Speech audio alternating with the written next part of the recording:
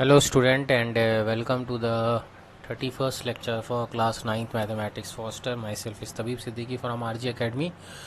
और जैसा कि आपको पता है कि we have started the chapter called lines and angles और काफ़ी कुछ हमने उसमें कर लिया है। बेसिक डेफिनेशंस कर ली हैं लाइंस एंड एंगल्स की, हमने टर्मिनोलॉजीज़ भी देख ली हैं। लास्ट 2 लेक्चर्स के अंदर हमने काफ़ी कुछ कवर अप किया हुआ है, ठीक है। और लास्ट क्लास में मैंने आपको एक होमवर्क दिया था लाइंस एंड एंगल्स के ऊपर कि इसका होमवर्क मुझे आप सेंड करें, और वो होमवर्क आज हम डिस्कस करेंगे। लेकिन before that again I am very much disappointed. बहुत ज़्यादा मुझे दुख हो रहा है कि आप लोग लेक्चर टाइमली वॉच नहीं कर रहे हो, अभी भी लेक्चर टाइमली वॉच नहीं कर रहे हो। मतलब कि इतना कुछ समझाने के बाद भी अगर आप ये कर रहे हो कि ये मुझे कैसे पता चलता है, क्योंकि मैंने जब कल होमवर्क दिया था मैंने कहा था कि वापस से मुझे व्हाट्सएप पे सेंड कर दो, तो सिर्फ आई थिंक 3 स्टूडेंट्स के ही होमवर्क आए हैं मेरे पास।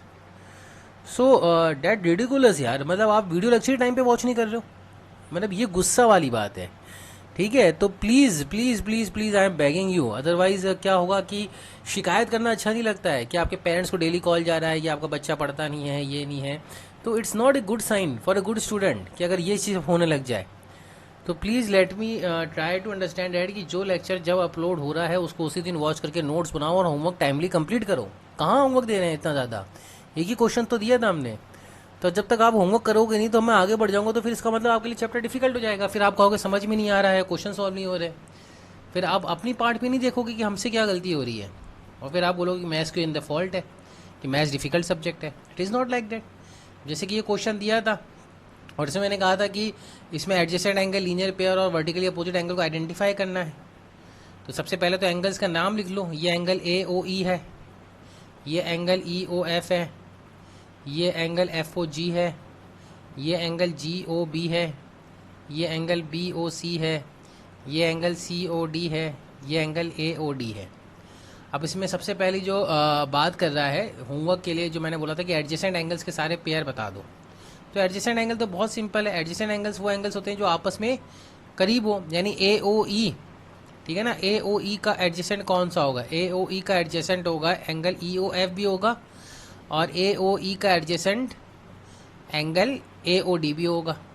बात समझ रहे हैं? ए ओ ई का एडजेसेंट ई ओ एफ होगा और ए ओ ई का एडजेसेंट ए ओ डी होगा। इसी तरह ई ओ एफ का एडजेसेंट ए ओ ई होगा, वो तो यहाँ पे कवर हो गया।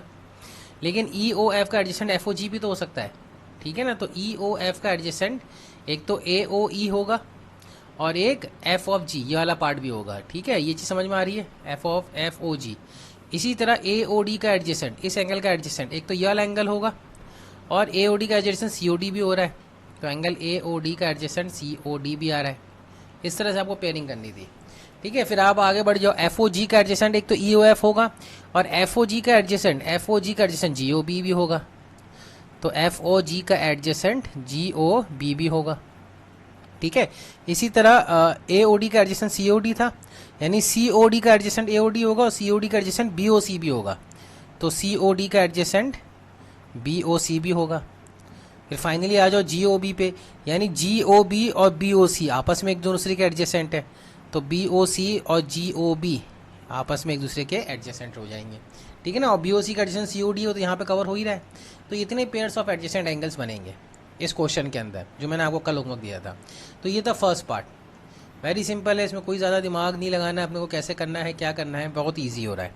उसके बाद सेकंड पार्ट देखो, लीनियर पेयर। लीनियर पेयर कब बनता है? जब लाइंस, एक लाइन हो उसके बीच में हम एंगल को एक रे बना दें। जैसे कि यहाँ पे देखो ए बी जी डी और सी एफ एक लाइन है। तो देखो ए बी एक लाइन है, दिख रही है ए बी, ये लाइन दिख रही है ए बी। अब इस पॉइंट पे जहाँ से ओ, एक ओ जी ओ एफ और ओ ई, ये 3 रेज निकाली हैं। तो अगर आप लीनियर पेयर की बात करो तो लीनियर पेयर ये बन सकता है, लीनियर पेयर, ठीक है। लीनियर पेयर बहुत ध्यान से समझने की कोशिश करना। लीनियर पेयर, लीनियर पेयर एक एंगल ये बन सकता है जी ओ बी, क्योंकि इस लाइन का पार्ट एक एंगल ये है, और ये कंप्लीट एंगल, ये पूरा एंगल, ठीक है ना। ये पूरा एंगल, इस पूरे एंगल का नाम क्या होगा? एक तो एंगल जी ओ बी हो गया, ठीक है। इस एंगल को अपन लिख लेते हैं एंगल जी ओ बी, ये तो समझ में आ रहा है। एंड अगर जी ओ बी का बचा हुआ एंगल क्या हो जाएगा? जी ओ ए, ये एंगल क्या आएगा? वर्टेक्स ओ है, ओ जी और ओ ए आर्म है, दिख रहा है ना, ओ जी और ओ ए आर्म है। तो एंगल क्या बनेगा? जी ओ ए। तो ये एंगल जी ओ ए है। बात समझ रहे हैं? उसके बाद आप देखें कि इसी लाइन के अंदर और क्या पेयर बन सकता है, एक अगर ए ओ ई को एक पेयर मानो, ए ओ ई दिख रहा है, ए ओ ई, तो बचा हुआ एंगल क्या हो जाएगा, ई ओ बी। तो एक लीनियर पेयर ये भी बन सकता है कि अगर आप ए ओ ई को पेयर मानो तो जो बचा हुआ एंगल है ये ए ओ ई आपका है एक पेयर, तो दूसरा जो बचा हुआ इस पूरी लाइन का वो ई ओ बी है, तो एंगल ई ओ बी एक पेयर बन जाएगा। बात समझ रहे हैं। इसी तरह अगर आप जैसे कि ए ओ ई एक पेयर मानो, ए ओ एफ सॉरी, ये पूरा एंगल ले लो ए ओ एफ, तो ए ओ एफ लेते हो तो बचा वाला एंगल क्या हो जाएगा, बी ओ एफ, तो ये भी लीनियर पेयर बन जाएगा। अगर आप ए ओ एफ लेते हो तो एंड बी ओ एफ बन जाएगा। बात समझ रहे हैं। फिर एक स्टूडेंट कहता है नहीं सर मैं ए ओ जी लेना चाहता हूँ, तो ए ओ जी तो ऑलरेडी ले चुके हैं, ए ओ जी और जी ओ बी, ऐसे कर सकते हो लीनियर पेयर के पॉइंट ऑफ व्यू से। तो इस तरह से ये दो लीनियर पेयर का मतलब होता है कि वो दो एंगल का सम क्या होना चाहिए, 180 डिग्री, यानी जितने भी पेयर लिखे हैं मैंने इनका सम कितना आएगा स्टूडेंट, 180 डिग्री आएगा। बात समझ रहे हैं। इसी तरह जी डी लाइन के अंदर देखें, जी डी दिख रही है, जी डी, ठीक है। तो जी डी लाइन के अंदर अगर आप नोटिस करें कि अगर एक पेयर ले लिया मैंने जी ओ एफ, ठीक है, जी ओ एफ लिया है, तो इसका लीनियर पेयर क्या बन जाएगा, इसका लीनियर पेयर बन जाएगा ये कंप्लीट एंगल, ये एंगल क्या होगा, डी ओ एफ, तो ये डी ओ एफ आ जाएगा, ये इसका पेयर बना है। पूरा लाइन बनना चाहिए ना, यानी उन दोनों को ऐड करने के बाद अपने को एक कंप्लीट लाइन मिलनी चाहिए। अगर आप बोलते हो नहीं सर मैं जी ओ ई लूँगा, जी डी के अंदर जी ओ ई दिख रहा है, जी ओ डी, तो बचा हुआ क्या एंगल क्या होगा, ई ओ डी। तो इसी तरह आप नोटिस करें कि जी ओ ई आएगा एक एंगल, तो बचा हुआ एंगल क्या आएगा, ई ओ डी। ऐसे सोच लो। नहीं आप कहना चाहते हो कि सर मैं जी ओ ए लूँगा, तो कोई बात नहीं, जी ओ ए ले लो। आप जी ओ ए लेना चाहते हो अगर आप, तो बचा हुआ एंगल क्या आ जाएगा, ए ओ डी आ जाएगा, तो ए ओ डी एक पेयर बन जाएगा। तो ये लीनियर पेयर आ रहा है। बात समझ रहे हैं। तो ये लीनियर पेयर की खासियत है, लीनियर पेयर का ये एंगल बन रहा है, ठीक है। अगर आप बोलते हो कि सर मैं डी ओ ई लूँगा, तो डी ओ ई ये रहा आपका स्टूडेंट, डी ओ ई, तो इसका बचा हुआ पेयर क्या होगा, ई ओ जी, वो तो यहाँ पे लिखा हुआ हमने ऑलरेडी वो पेयर बना के, ठीक है। और एक लाइन कौन सी है, सी एफ, तो सी एफ एक लाइन है, सी एफ कहाँ है, तो ये सी है, तो ये पॉइंट को सी मार्क करा है ना, तो ये सी एफ एक लाइन है। तो सी एफ के अंदर भी बहुत सारे लीनियर पेयर बन जाएंगे, इसमें तो बहुत सारे बन रहे हैं, नीचे की तरफ ऊपर की तरफ हर जगह बन रहे हैं इस पेयर इसके अंदर पेयर। तो क्या क्या बन सकते हैं, अगर आप नीचे की तरफ पेयर लेना चाहो सी एफ के अंदर, तो एक ये लाइन बन सकती है और एक ये लाइन बन सकती है, ये एंगल बन सकता है और ये एंगल बन सकता है। यानी सी एफ के अंदर अगर आप एंगल का पेयर लेना चाहो तो एक एंगल सी ओ जी भी आ रहा है और सी ओ डी भी आ रहा है। ऐसे बहुत सारे पेयर बन सकते हैं, लेकिन जो जो मुझे नज़र आ रहे हैं मैं बनाता जा रहा हूँ, आप कुछ तो बनाते हैं। अब आप कहोगे सर समझ में नहीं आ रहा है, कैसे कर रहे हैं, क्या नहीं कर रहा, तो कल बहुत डिटेल के अंदर मैंने लीनियर पेयर को मैंने आइडेंटिफाई किया है, एस्टेब्लिश किया है। लीनियर पेयर को मैंने बहुत डिटेल में समझाया है, वर्टिकली अपोजिट एंगल को बहुत डिटेल में समझाया है, एक एक चीज़ को क्लियर आउट किया है student.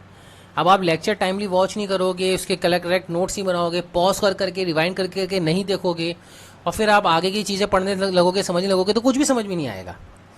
So this is not the fault of your mind. This is the fault of not the mathematics. This is the fault of on your part. ये आपसे गलती हो रही है कि अब आपको समझ में नहीं आ रहा है। मैंने कहा था कि ये ज्योमेट्री जो है 9th क्लास का डिफिकल्ट टॉपिक है, लेकिन अगर आप एंगल्स को पहचान नहीं पाते हो, एडजेसेंट एंगल को पहचान नहीं पाते हो, लीनियर पेयर को नहीं पहचान पाते हो, तो आपके लिए बहुत डिफिकल्ट हो जाएगा, हैट्स ऑफ डिफिकल्ट हो जाएगा। इतना डिफिकल्ट हो जाएगा कि आप बोलोगे कि हो क्या रहा है, सब ऊपर जा रहा है, काला अक्षर भैंस बराबर नजर आने लग जाएगा। So please try to understand this particular concept, ठीक है, कि कैसे लीनियर पेयर को आइडेंटिफाई कर रहे हैं। मैंने ये सारे पेयर्स लिखे हैं, तो वापस से पॉज करिए, फिर से पूरा रिवाइंड करिए, 8 मिनट का लेक्चर जितना भी अभी हुआ है, एक एक पॉइंट को वापस से समझिए, 10 बार पूछिए। भाई देखो क्या है कि 30 मिनट्स का 25 मिनट्स का लेक्चर है, तो अगर क्लासरूम के अंदर वो लेक्चर हो रहा होता तो 1 घंटे 1.5 घंटे में हो रहा होता, लेकिन अभी 25 मिनट्स का लेक्चर है, तो आप 1 घंटा तो उस पर स्पेंड करो कम से कम। और आप 1 घंटा स्पेंड नहीं करते हो और लेट के आराम से तकिया लगा के लेक्चर को देखोगे मूवी की तरह, और फिर बोलोगे समझ में नहीं आ रहा है। तो that is not the case student. ये कोई ऐसा नहीं काम होता है कि मैथमेटिक्स को आपने इतना आसान समझ रखा है। प्रैक्टिस मांगता है, थोड़ा सा एनालिटिकल रीजनिंग मांगता है इसके अंदर। ऐसा नहीं कि आप सोचो और हो जाएगा, ठीक है। ये जो पार्ट है स्टेप बाय स्टेप पढ़ते हैं। आप नोटिस करोगे लीनियर लाइन्स एंड एंगल्स का ये 3rd लेक्चर ही है। और आप किसी भी स्कूल में चले जाओ, किसी XYZ कोचिंग इंस्टीट्यूट में चले जाओ, वहाँ पे लाइंस एंड एंगल्स 2 दिन 3 दिन में हार्डली ख़त्म कर देते हैं, NCERT क्वेश्चन के समेत। 3 क्लासेस में तो ख़त्म हो जाता है। और मैंने 3 क्लासेस में आपको सिर्फ इतना समझा रहा हूँ कि लीनियर पेयर किसे कहते हैं, एडजेसेंट एंगल किसे कहते हैं, वर्टिकली अपोजिट एंगल किसे कहते हैं, लाइन्स किसे कहते हैं, इंटरसेक्टिंग लाइन किसे कहते हैं, ये समझा रहा हूँ आपको। तो I am giving you time, I am taking time, I am giving you time, लेकिन आप उस टाइम को यूटिलाइज नहीं कर रहे हो होमवर्क ना सेंड करके। तो ये आपके पार्ट में बहुत बड़ी गलती है। और डाउट्स तो पूछते ही नहीं हो बिल्कुल भी, डाउट्स भी पूछो please.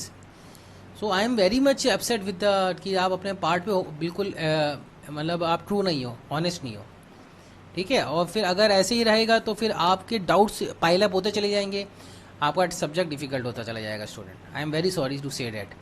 Anyways, vertically opposite angle को फाइनली आइडेंटिफाई करते हैं। अब देखो वर्टिकली अपोजिट एंगल के लिए मैंने बताया था कि दो लाइंस आपस में इंटरसेक्ट करनी चाहिए, तो पहले लाइन आइडेंटिफाई करो। दो लाइन मैंने बोला ना, तो ए बी और जी डी एक लाइन ले लो, तो ए बी और जी डी, तो ये दो लाइन को अब बाकी सब भूल जाओ, सिर्फ आपको नज़र आना चाहिए ए बी और जी डी, है ना, बाकी सब आपको नज़र नहीं आना चाहिए।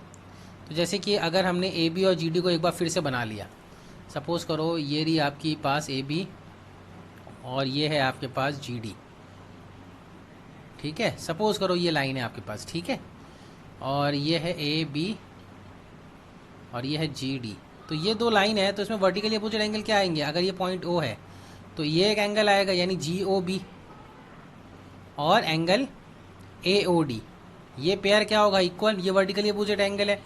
इसी तरह angle A O G and angle B O D, ये भी एक वर्टिकली अपोजिट एंगल का पेयर है। यानी अगर इस फिगर के अंदर ए बी और जी डी फिगर के अंदर आप ये आइडेंटिफाई कर पा रहे हो, ये आइडेंटिफाई कर पा रहे हो कि ये क्या चीज़ है, ठीक है ना, सिर्फ इतना फिगर आप देख पा रहे हो तो वर्टिकली अपोजिट एंगल दिखेगा। लेकिन अगर इस फिगर के अंदर आप बोलो कि देखो यहाँ पे दिख रहा है ना वर्टिकली अपोजिट एंगल, ये वर्टिकली अपोजिट एंगल है और एक ये वर्टिकली अपोजिट एंगल है, तो ये दो वर्टिकल अपोजिट एंगल आएंगे। किसी भी दो लाइंस के अंदर वर्टिकली अपोजिट एंगल तो दो ही आते हैं स्टूडेंट, बात समझ रहे हैं? किसी भी दो लाइंस के अंदर वर्टिकली अपोजिट एंगल तो दो ही आते हैं, उससे ज़्यादा नहीं आते, ठीक है ना, दो दो पेयर के बनते हैं। दो लाइन अगर इंटरसेक्ट कर रही है आपस में, अगेन आपको मैं फिर देखो ये लाइन दिख रही है वर्टिकली अपोजिट एंगल, इसमें क्या आ जाएगा? Vertically opposite angle. इसके अंदर अगर आप वर्टिकली अपोजिट एंगल निकालोगे तो एक तो बी ओ जी आ रहा है, वो किसके बराबर होगा? ए ओ डी के बराबर होगा, और एक ये तो दो लाइन है ना, ये बी ओ जी और ए ओ डी, और एक complete angle B O D, वो ए ओ जी के बराबर होगा, बी ओ डी वो ए ओ जी के बराबर होगा। ये वर्टिकली अपोजिट एंगल है। और लाइन कौन सी है? जी डी और सी एफ है, जी डी और सी एफ, तो ये दो लाइन बना लेते हैं ऐसे इसी लाइन के अंदर, ठीक है। जी डी, तो जी डी आपका आ गया और सी एफ ये रहा, तो सॉरी, सो जी डी और सी एफ, तो ये आपका हो गया जी डी और ये हो गया आपका सी एफ, ठीक है। तो इसमें वर्टिकली इन दो लाइन को अगर आपको नोटिस करना है, और बाकी सब भूल जाओ, फिर आप बाकी मत देखो कि यहाँ पे कुछ लिखा हुआ है। तो इन दो लाइन के अंदर वर्टिकली अपोजिट एंगल क्या आ रहा है? एक तो ये आ रहा है, इसके अपोजिट वाला एंगल, ठीक है, यानी G O C is equals to F O D. और ये कौन सा एंगल आ रहा है? अगर इन दो लाइन के ऊपर बात करनी तो एक ये एंगल और ये एंगल आपस में बराबर है, यानी आप कह सकते हो कि C O D is equals to G O F, ये एंगल बराबर होंगे वर्टिकली अपोजिट के अंदर, ठीक है। तो ये वर्टिकली अपोजिट एंगल का कंसेप्ट है। इसी तरह ए बी और सी एफ का भी कंसेप्ट आप अप्लाई करो तो आपको वर्टिकली अपोजिट एंगल मिलेगा। अब आप ये करना है, अभी आपने होमवर्क कंप्लीट नहीं किया था, मैंने फिर भी एज प्रॉमिस मैंने आपको करके दिया। अब बाकी चीज़ें भी आप करके देखो एक बार ना, आप एक बार करके देखो तो आपको समझ में आएगा। तो what we have done now, हमने लाइंस को समझ लिया है, हमने पॉइंट्स को समझ लिया है, हमने टाइप्स ऑफ एंगल्स को समझ लिया है, हमने वर्टिकली अपोजिट एंगल को समझ लिया है, हमने लीनियर पेयर को समझ लिया है, हमने कॉम्प्लीमेंट्री एंगल को समझ लिया है, हमने सप्लीमेंट्री एंगल को समझ लिया है, ये सारी चीज़ समझ ली है। अब आ जाते हैं intersecting and non intersecting line. देखो एक चीज़ समझने की कोशिश करो, इंटरसेक्टिंग और नॉन इंटरसेक्टिंग लाइन के अंदर जो कंसेप्ट है, इंपॉर्टेंट कंसेप्ट जो है वो है पैरेलल और नॉन पैरेलल का। Intersecting lines and non intersecting lines, तो बेसिकली इसमें डिफरेंस क्या आएगा? कौन सी लाइन को इंटरसेक्टिंग कहेंगे और कौन सी लाइन को नॉन इंटरसेक्टिंग। अगर आप नोटिस करो कि अगर मैं दो पैरेलल लाइन बनाऊँ आपस में, है ना, एक इसके इसी लाइन के एकदम पैरेलल, तो ये कभी लाइन इंटरसेक्ट करेंगी क्या? कभी भी, कहीं नहीं जाके। अगर ये का मतलब है रे दोनों तरफ इन्फिनाइट वे में एक्सटेंड कर रही है, तो आप इसको इन्फिनाइट वे में आप इसको एक्सटेंड करते चले जाओ दोनों जगह, बात समझ रहे हो? इन्फिनाइट वे में इसको आप एक्सटेंड करते चले जाओ, तो ये कभी भी लाइन जो है ना इंटरसेक्ट नहीं करेंगी कहीं भी जाके, इधर भी नहीं करेंगी और इधर भी नहीं करेंगी। तो ये ऐसे ही पैरेलल दोनों एक दूसरे के अपोजिट मूव करती रहेंगी, कभी भी लाइन इंटरसेक्ट नहीं करेंगी। तो बेसिकली जो नॉन इंटरसेक्टिंग लाइन होती हैं वो लाइन्स क्या होती हैं? पैरेलल लाइन होती हैं। Parallel lines are always non intersecting line, बात समझ रहे हैं? Are always non intersecting. ठीक है। और जो ऑलवेज नॉन इंटरसेक्टिंग, और जो इंटरसेक्टिंग लाइंस होती हैं वो हमेशा नॉन पैरेलल होंगी। देखो ये एक मैंने लाइन बनाई और इसके अब पैरेलल एक लाइन नहीं बनाई मैंने, इसके जस्ट ऐसे इस डायरेक्शन किसी भी लाइन नॉन पैरेलल लाइन बनाई, दो कोई भी लाइन ऐसे नॉन पैरेलल बनाई, तो ये इंटरसेक्ट करेंगे, ये बिल्कुल इंटरसेक्ट करेंगे। ये इसको आप एक्सटेंड कर दो इधर और इसको भी इधर एक्सटेंड कर दो, तो कहीं ना कहीं जाके यहाँ मिल रही होंगी ये लाइन। बात समझ रहे हो? तो आप ये कह सकते हो कि non parallel line are always intersecting, non parallel lines are always intersecting. तो ये समझ में आ रहा है कि अगर कोई दो लाइन है, non parallel lines are always comes out to be intersecting. ये चीज़ क्लियर होनी चाहिए बिल्कुल, ठीक है ना। जैसे कि आप नोटिस करो इसके अंदर भी ये एक लाइन है और एक लाइन ये है, तो ये इंटरसेक्टिंग है। तो आप बोलोगे सर ये नॉन पैरेलल है, बिल्कुल नॉन पैरेलल है। ये नॉन पैरेलल लाइन से इंटरसेक्टिंग होती हैं आपस में। इसको आप ऐसे इधर की तरफ बढ़ा दो, इसको भी इधर की तरफ बढ़ा दो, और फिर यहाँ का इस पार्ट वाले पार्ट को अगर ऐसे ले लो, है ना, जैसे कि ये आपको नज़र आ रहा है, तो यहाँ पे तो ये इंटरसेक्ट नहीं कर रही है ना, ऐसे दूर दूर बनी हुई है, लेकिन ये नॉन पैरेलल है इसलिए आगे जाके कहीं इंटरसेक्ट कर जाएंगी। तो बेसिकली इंटरसेक्टिंग लाइंस का मतलब क्या होता है? बेसिकली अगर ये गिवन है कि इंटरसेक्टिंग तो मतलब नॉन पैरेलल है, नॉन इंटरसेक्टिंग यानी पैरेलल। ये चीज़ समझ में आ रही है? तो ये पहला कंसेप्ट है इंटरसेक्टिंग और नॉन इंटरसेक्टिंग लाइंस के बीच का। तो ये लाइंस क्या है? नॉन पैरेलल है, ये पैरेलल लाइंस है इसलिए इंटरसेक्टिंग हो गई, ठीक है। ये चीज़ तो आपको क्लियर होनी चाहिए, पहली चीज़ है। अब इसके पहले कि हम और आगे बढ़ें, एक चीज़ और आपको कंसेप्ट समझाता हूँ ट्रांसवर्स लाइन का, ठीक है ना। ट्रांसवर्स लाइन ये भी आपके लिए इंपॉर्टेंट कंसेप्ट है। ट्रांसवर्स लाइन क्या होता है? जैसे कि सपोज करो कि दो लाइंस है, अब ये पैरेलल भी हो सकती हैं, नॉन पैरेलल भी हो सकती हैं, ठीक है ना। चलो अपन नॉन पैरेलल लेते हैं, ठीक है ना। और एक थर्ड लाइन है, एक थर्ड लाइन है लाइक दिस। अब ये थर्ड लाइन जो मैंने बनाई है ना स्टूडेंट, ये जो थर्ड लाइन मैंने बनाई है जो दोनों लाइन को इंटरसेक्ट कर रही है, टू पैरेलल लाइंस को इंटरसेक्ट कर रही है, सॉरी नॉन पैरेलल को इंटरसेक्ट कर रही है, ये लाइन ट्रांसवर्स लाइन कहलाती है। वो लाइन जो दो लाइन को इंटरसेक्ट करती है उस लाइन को ट्रांसवर्स लाइन कहते हैं, ठीक है। उस लाइन को अपन क्या कहते हैं? ट्रांसवर्स लाइन कहते हैं। जनरली इसका जो काम आता है वो पैरेलल लाइंस के बीच में काम आता है। जैसे कि एक लाइन ले ली और एक और हमने नॉन इंटरसेक्टिंग लाइन इसके पैरेलल ले ली, और तीसरी लाइन जो हमने ली है जो इन दोनों लाइन को, यानी ये दो तो पैरेलल लाइन है स्टूडेंट, ये कभी इंटरसेक्ट करेंगी या कभी इंटरसेक्ट नहीं करेंगी। तो अगर ये दोनों कभी इंटरसेक्ट नहीं करेंगी तो एक मैं थर्ड लाइन बनाता हूँ जो इन दोनों को इंटरसेक्ट कर रही है, तो इस लाइन को अपन क्या बोलते हैं स्टूडेंट? Transverse line. क्या बोलेंगे इसको? Transverse line. अब इसके अंदर आप ये कंसेप्ट देखो, तो ये एंगल और ये एंगल लीनियर पेयर है, यानी अगर ये एंगल ए है ये एंगल बी है तो ए प्लस बी कितना है? 180 degree. Angle A plus B कितना आएगा? 180 लीनियर पेयर है।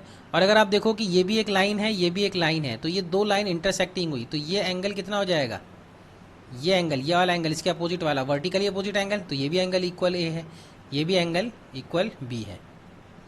बात समझ रहे हैं? ये एंगल ए और बी आ रहा है, ठीक है। इसी तरह आप नोटिस करें, अभी अपन आगे बढ़ेंगे तो corresponding angle, alternate interior angle और एक्सटीरियर एंगल, ये सारी चीज़ें देखेंगे, लेकिन इतना तो समझ में आना चाहिए कि लीनियर पेयर और आपका वर्टिकली अपोजिट एंगल कैसे आइडेंटिफाई होता है अगर दो लाइन पैरेलल्स हैं और एक ट्रांसवर्स लाइन इसको कट करते हुए जा रही है, ठीक है। This is the first concept that we have to learn.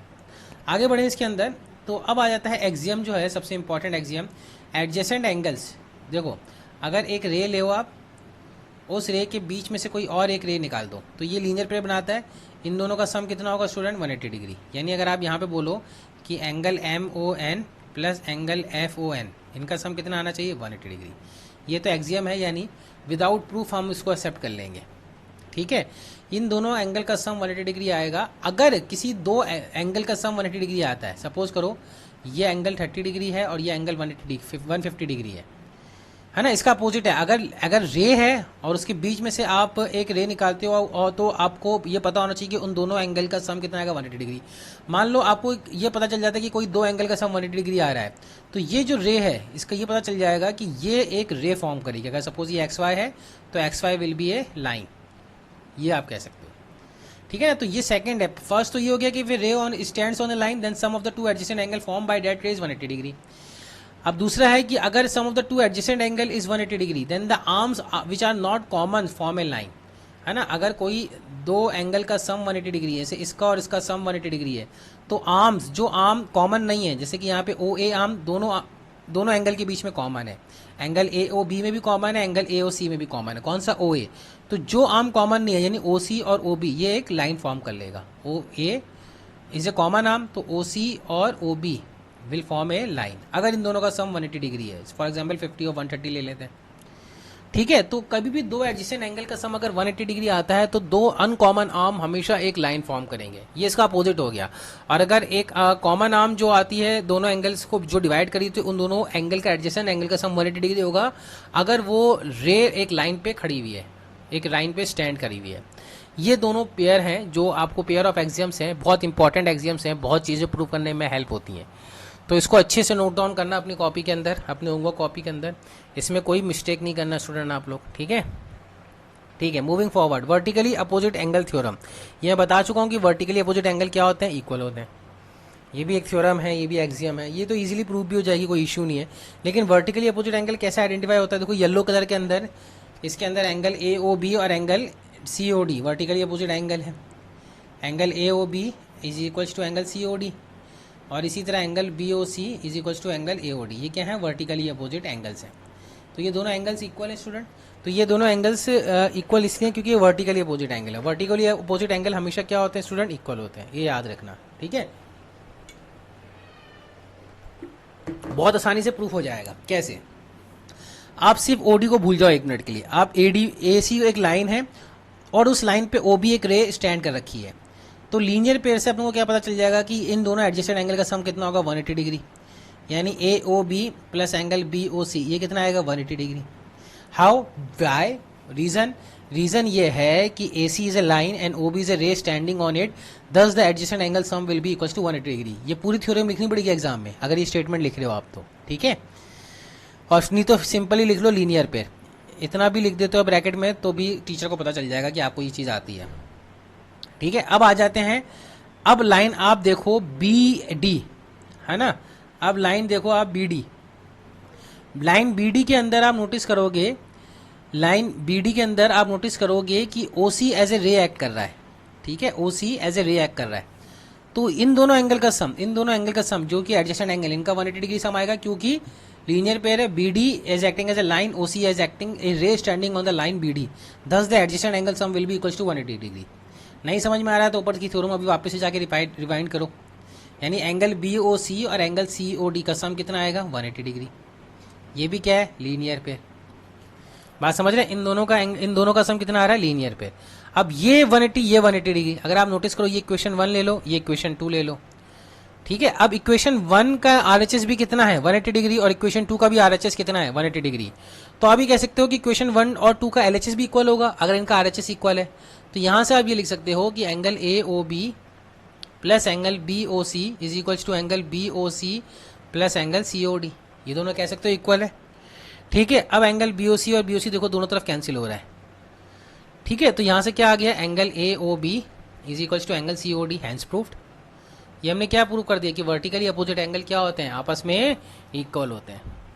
Angle A O B और एंगल सी ओ डी क्या हो गए, इक्वल हो गए ना स्टूडेंट। तो ये वर्टिकली अपोजिट एंगल आपस में इक्वल होते हैं, ये ऐसे प्रूफ हो जाता है बिल्कुल सिंपल तरीके से। वैसे तो ये थ्योरम है, यानी अगर कोई दो एंगल दो रे आपस में इंटरसेक्ट कर रही हैं तो ये एंगल और ये एंगल बराबर होंगे और ये एंगल और ये एंगल बराबर होंगे, ये वर्टिकली अपोजिट एंगल कहलाते हैं। ये इक्वल होंगे, क्यों होंगे वो मैंने अभी आपको प्रूव करके दिखाया है। This is how we can prove that. बहुत इंपॉर्टेंट कंसेप्ट है। वर्टिकली अपोजिट एंगल के जो एडजेसेंट एंगल्स होते हैं उसके साथ वो लीनियर पेयर फॉर्म होगा, ये तो अभी पता होना चाहिए। क्योंकि एक लाइन पे अगर एक रे स्टैंड करती है तो वो जो एक रे जो है वो दो एंगल जो डिवाइड करेगी एडजेसेंट एंगल, उनका सम 180 डिग्री आएगा, ठीक है। अब पैरेलल लाइंस और ट्रांसवर्स लाइन का जो कंसेप्ट है ये समझ लेते हैं। देखो ये अपने पास, इसको हम कल के लेक्चर में और डिटेल में समझेंगे।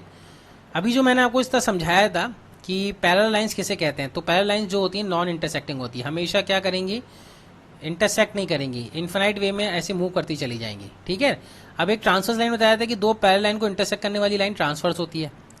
इसके अंदर आप ये कंसेप्ट समझो कि जो एंगल्स इंटीरियर के अंदर होते हैं, दो पैरेलल लाइंस के इंटीरियर के अंदर होते हैं, ठीक है, ये जो एंगल्स हैं, ठीक है ना, इनके नाम मैं मार्क कर देता हूँ, ए बी और सी और डी। ये A B C D interior angles कहलाते हैं। क्या कहलाते हैं, इंटीरियर एंगल्स, ठीक है, इसी तरह अगर जो एंगल बाहर की तरफ होते हैं, यानी ये वाला एंगल, ठीक है, ये ले लो आप सी, ये ले लो डी, ये ले लो ई, ये ले लो F, A B C D है ना, तो हमने यहाँ पे मिस्टेक करी है ना, ये डी आना चाहिए और ये C D E F G ले लो इसको, ठीक है। तो ये जो सी जी ई एफ है ये क्या कहलाते हैं, सी जी ई एफ, ये एक्सटीरियर एंगल्स कहलाते हैं। देखो ऐसे नाम आपको नहीं देने हैं, आपको तो फुल ऑन नेम देने हैं, है ना। ये तो मैंने आपको शॉर्टकट आपको समझाया है, आपको तो यही देना है। जैसे कि ये ए लोगे, फिर ये ओ लोगे, तो ये बी लोगे, तो एंगल सी जो होगा, एंगल जो सी होगा वो क्या होगा, एंगल ए ओ बी होगा।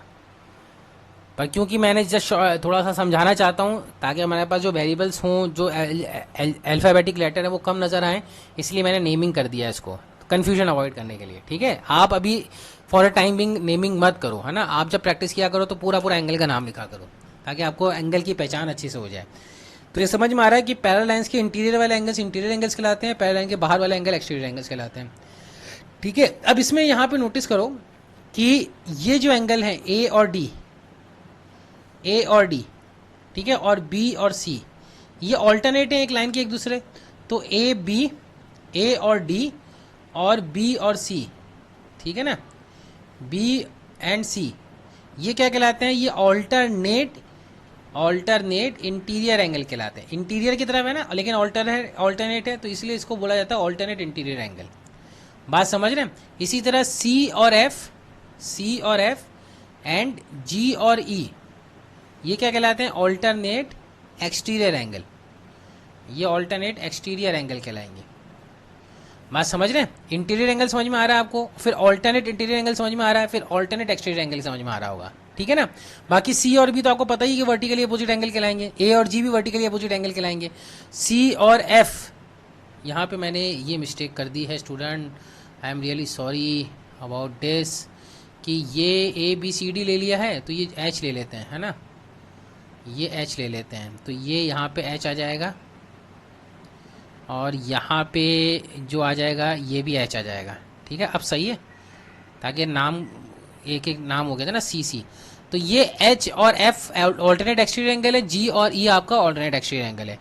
एच और बी बराबर हैं क्यों, वर्टिकली अपोजिट है, जी और ए बराबर हैं क्यों, वर्टिकली अपोजिट है, ठीक है ना। ए और डी क्या है, ऑल्टरनेट इंटीरियर एंगल, बी और सी क्या है, ऑल्टरनेट इंटीरियर एंगल, ई और डी बराबर है वर्टिकली अपोजिट एंगल, सी और एफ बराबर है वर्टिकली अपोजिट एंगल। तो ये सारी चीज़ें मैं लिख देता हूँ, यानी एंगल एच और एंगल बी बराबर होंगे vertically opposite angle, angle G और एंगल ए बराबर होंगे वर्टिकली अपोजिट एंगल, ठीक है। एंगल सी और एंगल एफ बराबर होंगे vertically opposite angle, angle D और एंगल ई बराबर होंगे वर्टिकली अपोजिट एंगल, ठीक है। और लीनियर पेयर से और क्या क्या बोल सकते हैं, एच प्लस जी कितना होगा 180 डिग्री, एच प्लस ए कितना होगा 180 डिग्री, लीनियर पेयर से, है ना। रे बन रही है, एच प्लस जी ये भी रे है, ओ भी एक रे बन जाएगी, और एच प्लस ए भी एंगल 180 डिग्री। और क्या बोल सकते हो, जी प्लस बी कितना होगा 180 डिग्री, ठीक है, और ए प्लस बी भी कितना होगा 180 डिग्री। ये क्लियर हो गया। इसी तरह नीचे भी कह सकते हो C plus D 180 degree, C plus E 180 degree, E plus F 180 degree and F plus D 180 degree. इतना आपको समझ में आना चाहिए, ठीक है। अब ये तो हो गया ए और डी ऑल्टरनेट एंगल्स हो गए जो ट्रांसवर्स लाइन के एक साइड पे लाई करते हैं, ट्रांसवर्स लाइन के एक साइड पे लाई करते हैं, उसको अपन इंटीरियर एंगल्स कहते हैं। क्या कहते हैं स्टूडेंट, इंटीरियर एंगल्स।